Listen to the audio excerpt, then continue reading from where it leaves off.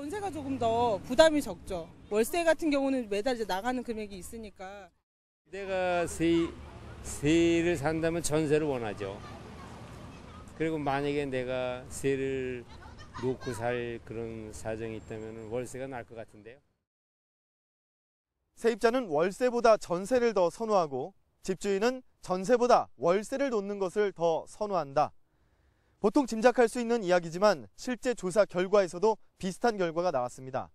경기개발연구원이 조사한 자료에 따르면 임대계약 갱신 시 임차인, 즉 세입자는 월세보다 전세를 더 선호한 반면 임대인, 즉 집주인은 전세보다 월세를 더 선호하는 것으로 나타났습니다.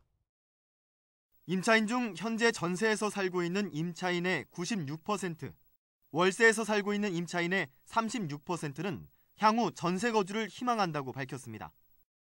전세를 선호한다는 임차인들은 월세 지출 부담과 원금 보전 등을 이유로 꼽았고, 월세를 선호하는 임차인들은 목돈 마련 부담과 전셋집 부족을 이유로 선정했습니다.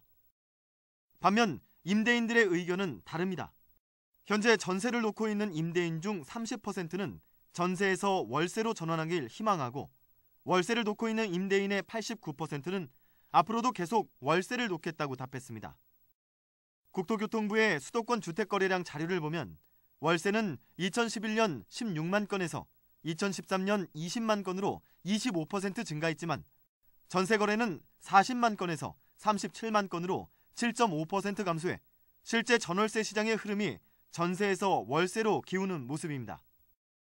지금은 저금리에다가 매매 가격도 크게 상승하지 않는 그런 상황이기 때문에 집주인들로서는 전세를 유지해야 될 매력이 많이 반감이 되는 상황이고요. 임대를 통해서 운용 수익을 더 많이 거두기 위해서는 결국 월세로 전환할 수밖에 없는 상황이라고 할 수 있습니다. 정부는 부동산 시장의 월세 비중이 높아짐에 따라 임차인에게 주거급여를 제공하고 월세 금액의 10%를 세액공제하는 등 대책을 내놨습니다. 하지만 실효성이 부족하다는 지적이 나옵니다.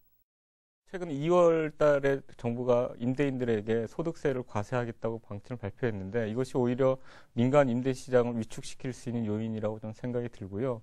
오히려 더 큰 인센티브를 주기 위해서 그 투자금의 상당한 일정 부분을 소득세에서 감면을 해준다든가 이런 확실한 인센티브를 제공해주는 그런 정책이 필요하고요. 또한 임차인에 대해서는 저렴한 민간 임대주택을 늘리기 위한 국민주택기금 활용 등의 방안도 제시되고 있습니다. 수도권 전체 850만 가구 중 전월세 가구는 약 450만 가구. 전월세 시장 안정화를 위해 눈에 띄는 대책이 필요하다는 목소리가 나오고 있습니다. TBS 박철림입니다.